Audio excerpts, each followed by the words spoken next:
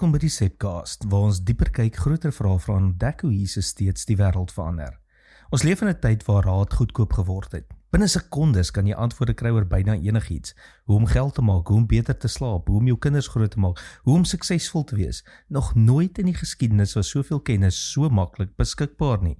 En tog, mense is nie noodwendig wyser nie. Psalm 1 begin op 'n verrassende plek. Nie by gedrag nie, nie by sonde nie eers by geloof nie. Dit begin by raad. Gelukkig is die mens wat nie die raad van goddeloses volg nie. En dit laat 'n mens besef hoe belangrik die stemme in ons lewe werklik is. Die gevaar van verkeerde raad is juist dat dit selde verkeerd klink. Klink logies, prakties, modern, dit beloof vinnige oplossings en onmiddellike resultate.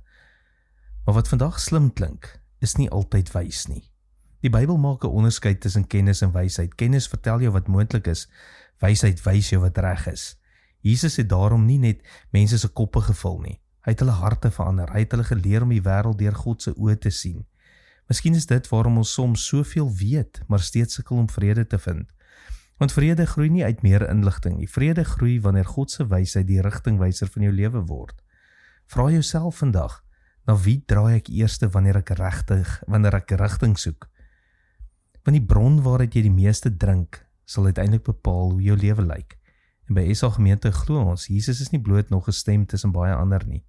Hy is die stem wat lewe gee, en daarom wil ons die nommer 1 netwerk vir jou lewe wees, 'n geloofsgemeenskap waar ons mekaar help om sy wysheid bo die geraas van die wêreld te kies. Tot volgende week, mooi loop.